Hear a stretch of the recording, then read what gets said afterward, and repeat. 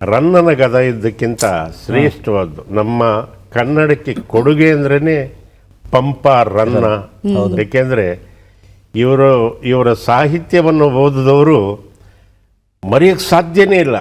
ಮತ್ತೊಮ್ಮೆ ಮಗದೊಮ್ಮೆ ಪುನರ್ಜನ್ಮ ಅನ್ನೋದಿದ್ರೆ ಕನ್ನಡಿಗನಾಗಿ ಹುಟ್ಟಬೇಕು, ಕನ್ನಡದ ನೆಲದಲ್ಲೇ ಹುಟ್ಟಬೇಕು ಅಂತ ಬಯಸ್ತಾರೆ. ನನಗೊಂದು ಸೀಕ್ವೆನ್ಸ್ ಭಾಳ ಚೆನ್ನಾಗಿ ಜ್ಞಾಪಕಕ್ಕೆ ಬರುತ್ತೆ. ರನ್ನನ ಗದಾ ಯುದ್ಧದಲ್ಲಿ ದುರ್ಯೋಧನ ದುಶ್ಯಾಸನನ ದೇಹ ವಿಕಾರವಾಗಿ ಹೋಗಿರುತ್ತೆ. ಅದನ್ನು ತೊಡೆ ಮೇಲೆ ಹಾಕೊಂಡು ಪ್ರಾಲಾಪ್ಸದ ಒಂದು ಮಾತಾಡ್ತಾನೆ.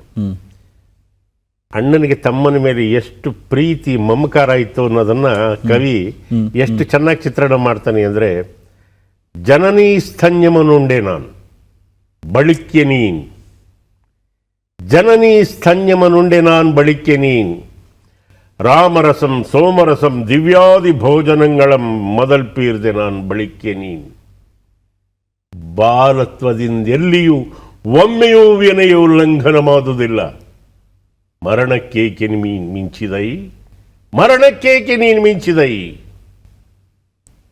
ಸುಳ್ಳು ಇದೊಂದು ತಡಮಾಯಿತು ಎನ್ನದು. ಅಂದರೆ ಇದರ ಅರ್ಥ ಇಷ್ಟೇ, ತಾಯಿ ಎದೆ ಹಾಲನ್ನು ನಾನು ಹಿರಿಯನಾಗಿ ನಾನು ಮೊದಲು ಕುಡಿದೆ, ಆಮೇಲೆ ನೀನು ಕುಡಿದೆ. ಒಬ್ಬ ಚಕ್ರವರ್ತಿ ಏನೆಲ್ಲ ಊಟ ಮಾಡೋಕ್ಕೆ ಸಾಧ್ಯ? ರಾಮರಸ ಸೋಮರಸ ದಿವ್ಯಾದಿ ಭೋಜನಗಳನ್ನೆಲ್ಲ ನಾನು ಮೊದಲು ಊಟ ಮಾಡಿದೆ, ಆಮೇಲೆ ನಂತರ ನೀನು ಊಟ ಮಾಡಿದೆ. ಇದು ಬಹಳ ಮುಖ್ಯವಾದ ಸಾಲು. ಬಾಲತ್ವದಿಂದ ಎಲ್ಲಿಯೂ ಒಮ್ಮೆಯೂ ವಿನಯೋಲ್ಲಂಘನ ಮಾಡುವುದಿಲ್ಲ. ಒಂದು ಸಾರಿ ಅಣ್ಣನ ಎದುರುಗಡೆ ನಿಂತು ನೀನು ತಿರುಗಿ ಮಾತಾಡಿಲ್ಲ. ಸಾವ್ಗ್ಯಾಕೋ ನೀನು ಮುಂಚೆ ಹೋದೆ, ನೀನು ಸಾವ್ಗ್ಯಾಕೆ ನಾನು ಬಿಟ್ಟೋದೆ, ತಪ್ಪಾಯಿತು ಕಣೆಯ, ನಾನು ಬರೋದು ತಡ ಮಾಡಿದೆ ಅನ್ನೋ ಮಾತನ್ನು ಹೇಳ್ತಾನೆ. ಯಾಕೆಂದರೆ ಇದನ್ನು ಯಾಕೆ ಜ್ಞಾಪಿಸ್ಕೊಳ್ತೀವಿ ಅಂದರೆ, ಅಣ್ಣ ತಮ್ಮಂದರು ಅಂದರೆ ಆ ಥರ ಬಾಳಿದ ಸಂಸ್ಕೃತಿ ನಮ್ಮದು.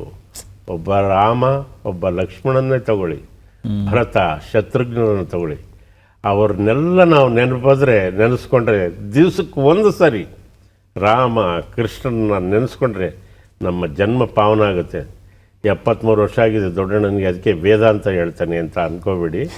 ವೇದಾಂತದ ಜೊತೆಗೆ ಇದೇ ಸಿದ್ಧಾಂತ, ಇದನ್ನು ನಂಬಿದವರು ಸುಖವಾಗಿದ್ದಾರೆ ಅಂತ ನನ್ನ ಅಭಿಮತ.